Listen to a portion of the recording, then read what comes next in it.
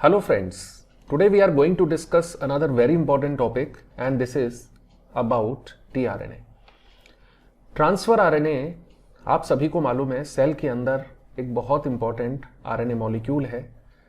तीन इंपॉर्टेंट तरीके के आरएनए मॉलिक्यूल्स आप लोगों ने पढ़े हुए हैं। राइबोसोमल आरएनए जिसको आप आरआरएनए बोलते हो, इसी तरह से दूसरा होता है मैसेंजर आरएनए जिसे हम एमआरएनए बोलते हैं, और तीसरा होता है ट्रांसफर आरएनए यानी कि टीआरएनए।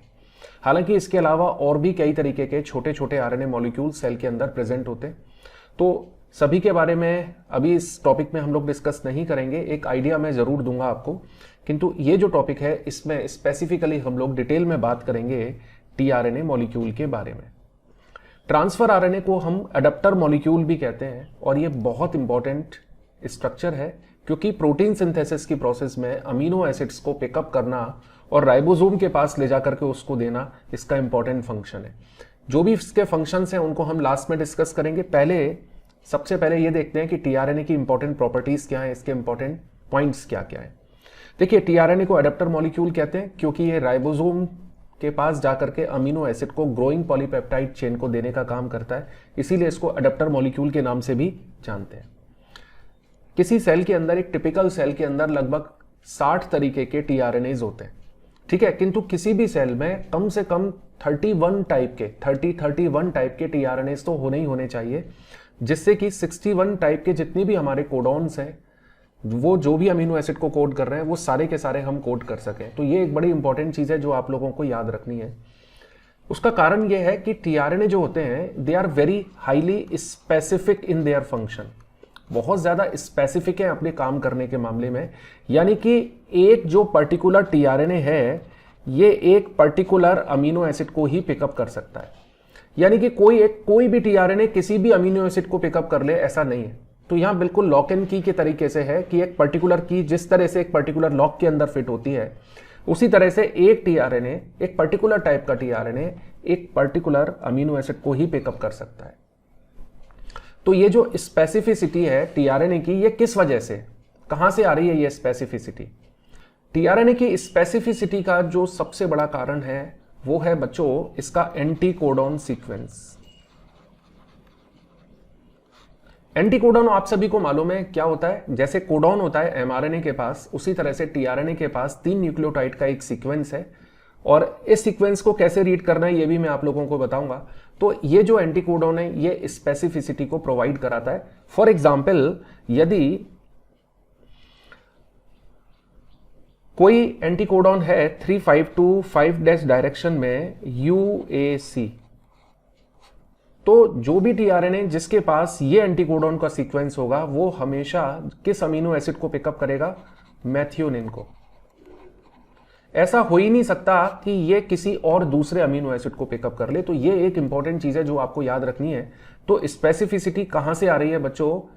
ये जो एंटीकोडॉन का सीक्वेंस है ये टीआरएनए को उसकी स्पेसिफिसिटी दे रहा है। अगला जो पॉइंट है वो है करीब करीब कितना टीआरएनए सेल के अंदर प्रेजेंट होता है। तो एक सेल के अंदर करीब 10 to 15% टोटल जितना भी आरएनए है उसका 10 to 15% अकेला टीआरएनए है। तो टीआरएनए का अमाउंट अच्छा खासा होता है सेल के अंदर।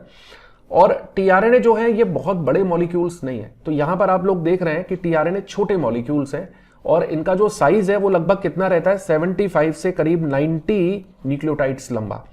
प्लस माइनस का वेरिएशन हो सकता है, एकदम हार्ड एंड फास्ट नहीं है, बट रफली जो रेंज होती है वो 75 से 90 राइबोन्यूक्लियोटाइड्स लंबी होती है, ठीक है। तो छोटे मॉलिक्यूल्स हैं।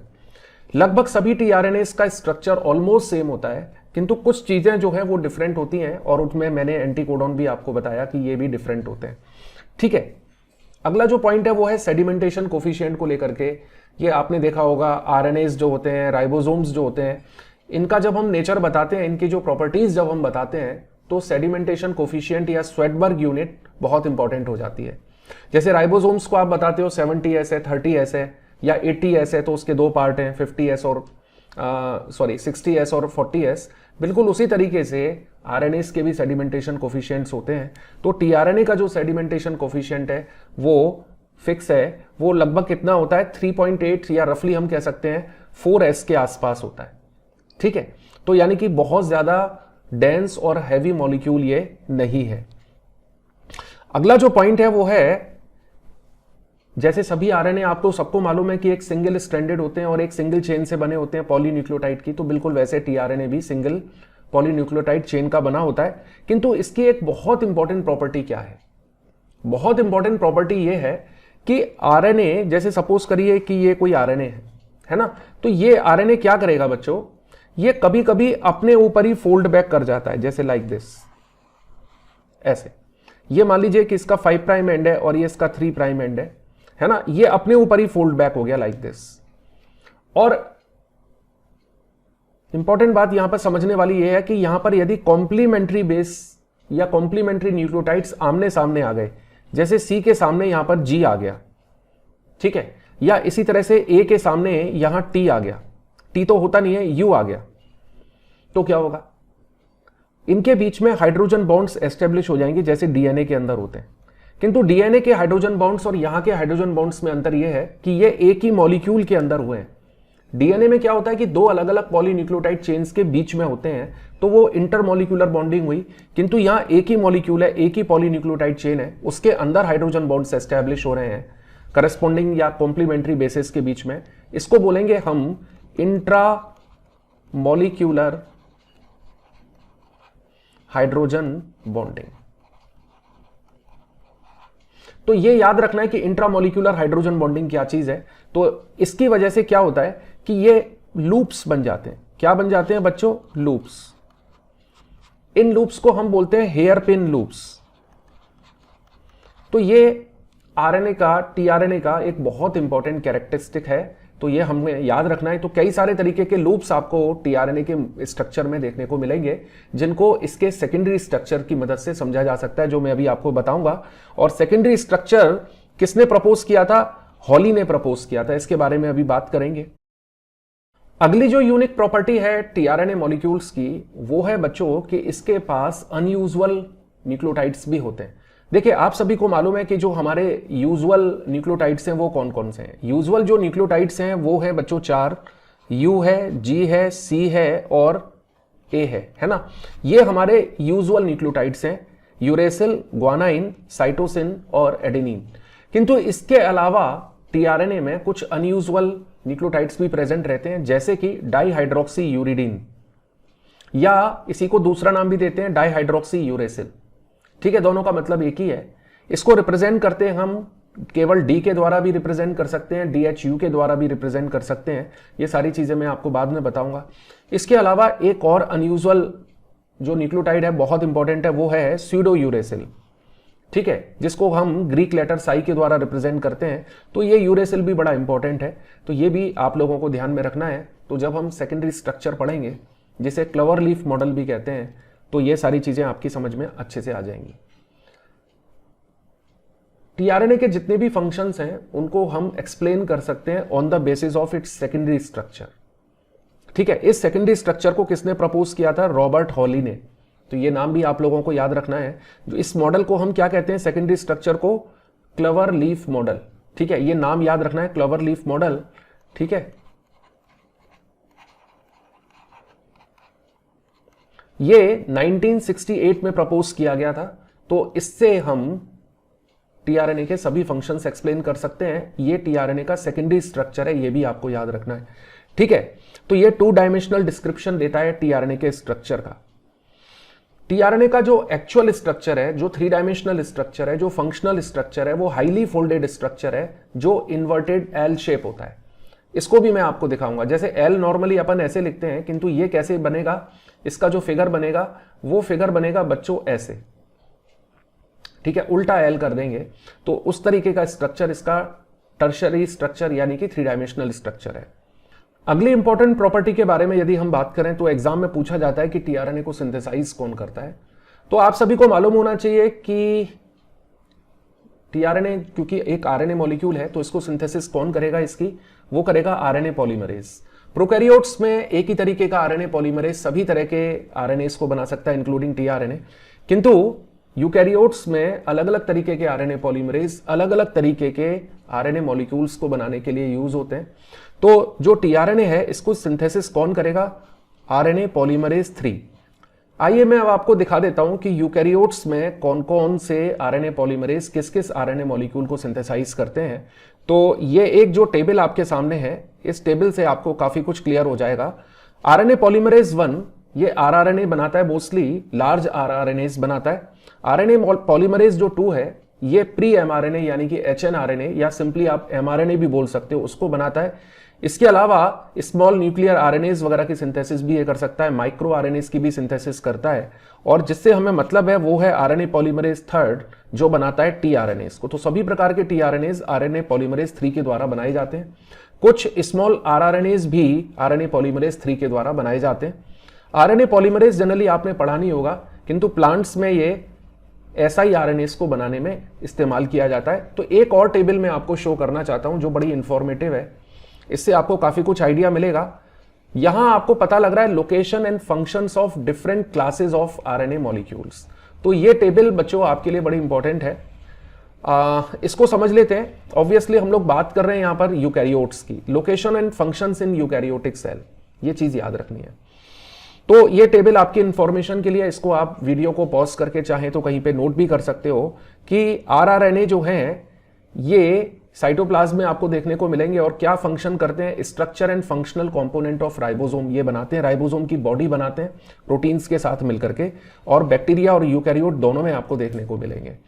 मैसेंजर आरएनए भी आपको बैक्टीरिया और यूकैरियोट दोनों में मिलेगा, ट्रांसफर आरएनए भी आपको दोनों में मिलेगा।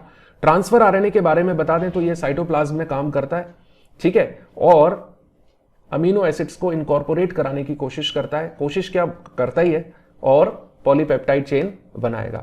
इसके अलावा कुछ और छोटे छोटे आरएनए मॉलिक्यूल्स हैं जो केवल आपको यूकैरियोट्स में देखने को मिलेंगे, जैसे एसएन आरएनए जिनको हम स्मॉल न्यूक्लियर बोलते हैं। स्मॉल न्यूक्लियर आरएनए एसएन ओ भी यहां पर नजर आ रहा है आपको। इसके अलावा माइक्रो आरएनए और स्मॉल इंटरफेयरिंग आरएनए जिसको हम एसआई आरएनए बोलते हैं।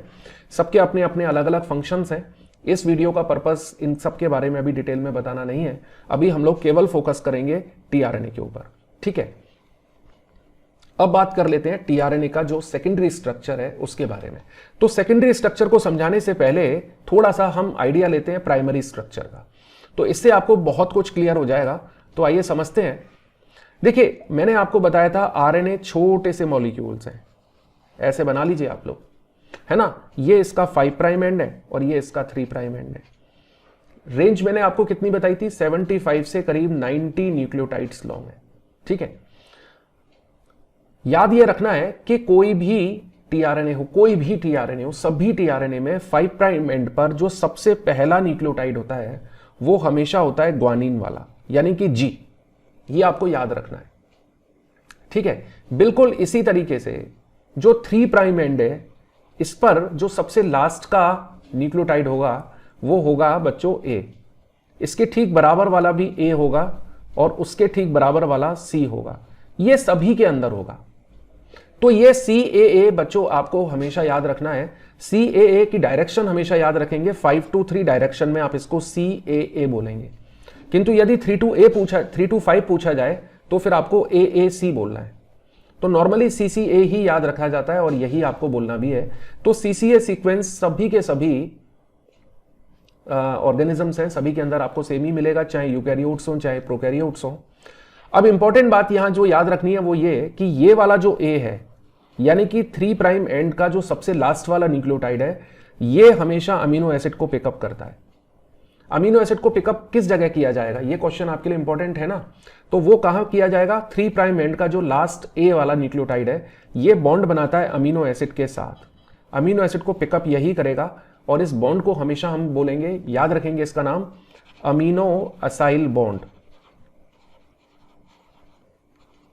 इसमें एक इंपॉर्टेंट एंजाइम यूज होता है, अमीनो असाइल सिंथेटेज, ठीक है। तो इस एंजाइम की मदद से ये बॉन्ड बनता है, ये एनर्जी रिच बॉन्ड है और इस बॉन्ड की मदद से टीआरएनए अमीनो एसिड को पिकअप करता है और राइबोसोम के पास ले जाता है। इसके अलावा प्राइमरी स्ट्रक्चर में आपको एक चीज और देखने को मिलेगी, वो मिलेगी यहां पर 3 न्यूक्लियोटाइड्स का सीक्वेंस।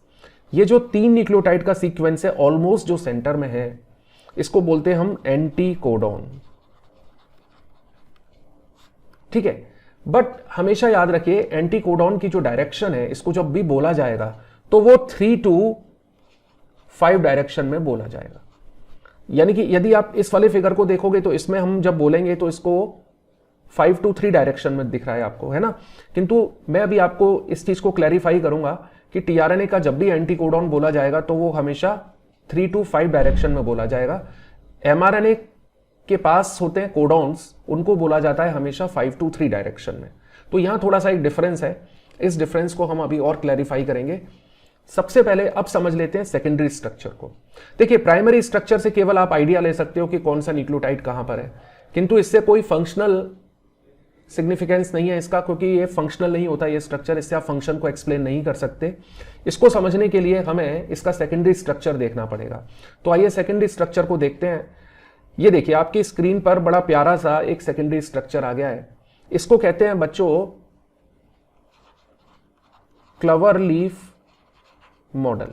यही आरएनए का, टीआरएनए का क्लवर लीफ मॉडल है। मैंने आपको बताया था कि आरएनए अपने ऊपर ही फोल्ड बैक कर जाता है। तो ये जो आपको मैंने चेन दिखाई थी, पॉलीन्यूक्लियोटाइड चेन, ये वाली जो प्राइमरी स्ट्रक्चर को रिप्रेजेंट कर रही थी, यही चेन अपने ऊपर फोल्ड बैक कर गई है। अभी मैंने फोल्डिंग के बारे में आपको समझाया था, और हेयर पिन लूप्स बन गए।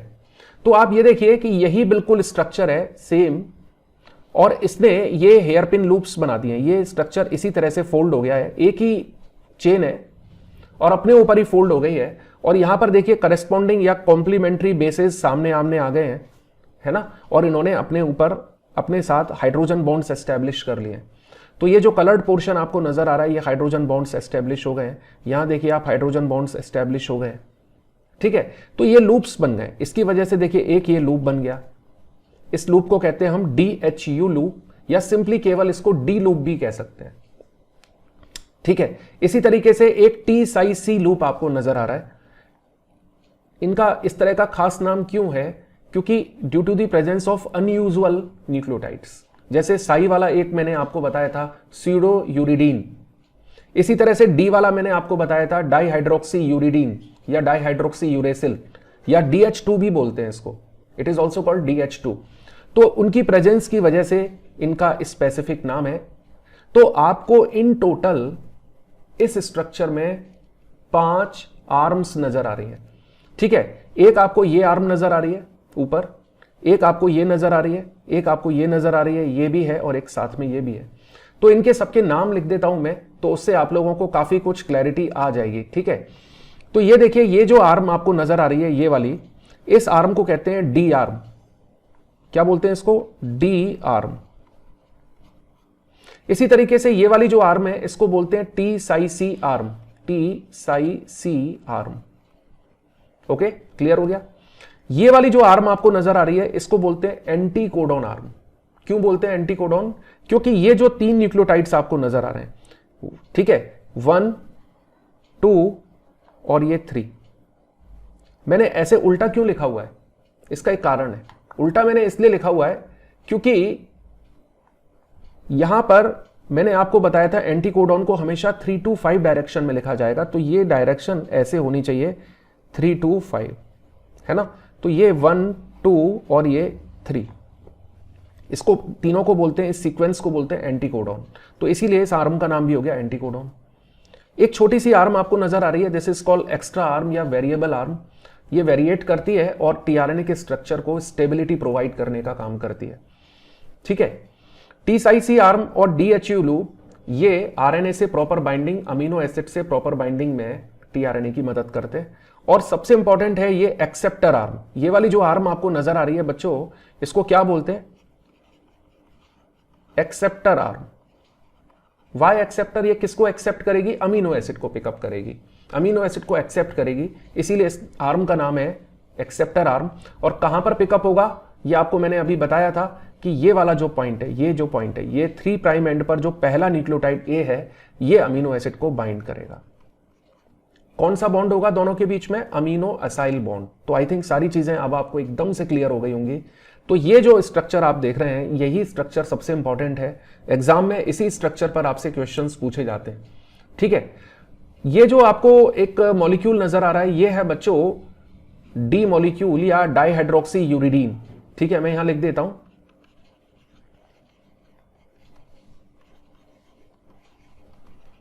ये जो बार बार हम डी यहां पर जो रिप्रेजेंट कर रहे थे ना, ये उसी का मॉलिक्यूलर स्ट्रक्चर है। तो चाहे तो आप लोग इसको देख लीजिए और इसको अपनी कॉपी पे आप बना भी सकते हो, ठीक है। तो मेरे ख्याल से क्लवर लीफ मॉडल आपको अच्छे से क्लियर हो गया होगा। अब एक नजर हम उस वाले पॉइंट पर लाते हैं जिसके बारे में मैंने बताया था कि एंटीकोडॉन को उल्टा क्यों लिखते हैं, ठीक है। तो एक ये डायग्राम आपकी स्क्रीन पर है, इसमें हम फोकस करेंगे बच्चों केवल इतने पोर्शन पे, ये बाकी का स्ट्रक्चर तो हमने सेम है। ये जो स्ट्रक्चर अभी आप देख रहे हैं इसमें और जो ऊपर वाला स्ट्रक्चर था इसमें क्या डिफरेंस है? इसमें डिफरेंस ये है कि टीआरएनए को हमने उल्टा कर दिया है, यानी कि इसमें आप देख रहे हैं कि 5 साइड इधर की तरफ है लेफ्ट साइड में और 3 जो है वो राइट साइड में है। यहां हमने इस स्ट्रक्चर को ऐसे उल्टा कर दिया है, ठीक है। आप यहां देखिए कि 3 साइड इधर आ गई है और 5 इधर आ गई है। इससे क्या होगा कि एंटीकोडॉन का सीक्वेंस चेंज हो जाएगा। तो ये करेक्ट सीक्वेंस है एंटीकोडॉन का, यानी कि अब आप इसको सही डायरेक्शन में ऐसे लिख सकते हो, जैसे यहां पर लिखा हुआ है CGG, तो आप इसको सही तरीके से बोलोगे भी, सही तरीके से रीड भी करोगे और 3 to 5 में ही इसको आपको रीड करना है। इसका कारण क्या है कि हम इसको 3 to 5 रीड करेंगे? क्योंकि आपको मालूम है जैसे ये टीआरएनए है, ये मान लीजिए हमारा टीआरएनए है, इसमें वेरिएबल आर्म अभी मैंने शो नहीं किया है, तो ये हमारा एंटीकोडॉन है, ये 3 है और ये 5 है, तो ये 3 to 5 हो गया। हमारा जो एमआरएनए होता है वो हमेशा 5 to 3 डायरेक्शन में राइबोसोम के ऊपर फिट होता है, ठीक है। तो उसके कोडॉन्स के लिए हम हमेशा 5 to 3 डायरेक्शन बोलते हैं एमआरएनए के लिए, क्योंकि ये वाला नीचे वाला मॉलिक्यूल कौन सा है? एमआरएनए, और ये जो है ये हमारा है टीआरएनए। तो आरएनए और टीआरएनए, एमआरएनए और टीआरएनए जब एक दूसरे से बाइंड करेंगे, इनके कोडॉन और एंटीकोडॉन, तो हमेशा कॉम्प्लीमेंट्री डायरेक्शन में होंगे। तो एक यदि 5 to 3 है तो दूसरे को 3 to 5 होना ही पड़ेगा, इसीलिए एंटीकोडॉन हमेशा 3 to 5 डायरेक्शन में बोला जाएगा। ये बहुत इंपॉर्टेंट पॉइंट है जिस पर बहुत सारे बच्चों का ध्यान नहीं जाता और वो गलत कर देते हैं। तो यदि ये टीआरएनए मैथ्यूनिन को कैरी कर रहा है, तो मैंने आपको बताया था कि कोडॉन हमारा क्या होगा? AUG। हम सबको मालूम है AUG एक इनिशिएशन कोडॉन का भी काम करता है, तो किंतु ये किस पर होगा? एमआरएनए पर। किंतु इसका जो टीआरएनए है, उसका जो एंटीकोडॉन है वो क्या हो जाएगा? वो हो जाएगा UAC, और आप देख लीजिए कॉम्प्लीमेंट्री भी है एक दूसरे के। तो UAC जो है ये 3 to 5 डायरेक्शन में है, ये बात मैं आपको बताना चाह रहा हूं। आप इसको 5 to 3 यदि लिखाएंगे UAC, तो ये आपका गलत हो जाएगा एग्जाम में, ठीक है। तो इस चीज पर अपने को फोकस करना है। तो ये डायग्राम से आपको क्लैरिटी आ गई है, ठीक है, समझ में आ गया होगा। अब देख लेते हैं 3 डायमेंशनल डायग्राम कैसा होता है, जो कि एक्चुअल फंक्शनल डायग्राम है वो कैसा होता है। ये देखिए आपके स्क्रीन पर बच्चों, ये एक फंक्शनल 3 डायमेंशनल 3D या टर्शरी स्ट्रक्चर है टीआरएनए का, जो कि इन्वर्टेड एल शेप है। आप लोग इसकी शेप देखिए तो ये इस तरीके से आपको नजर आ रहा है, इन्वर्टेड एल शेप, ठीक है। तो वही स्ट्रक्चर है, बिल्कुल वही प्राइमरी स्ट्रक्चर से भी आप इसको कोरिलेट कर सकते हो। ये 3 प्राइम एंड है ना, ये अपने ऊपर फोल्ड किया और ये इस तरीके से इसने बना दिया, ये 5 प्राइम एंड आ गया। 3 प्राइम एंड पर ये वो जगह है जहां से अमीनो एसिड पिकअप करेगा, ये वो जगह है जहां एंटीकोडॉन है, इसका 3 न्यूक्लियोटाइड का सीक्वेंस है, बिल्कुल वही है, किंतु ये और ज्यादा फोल्डेड स्ट्रक्चर है, फंक्शनल स्ट्रक्चर है, ठीक है।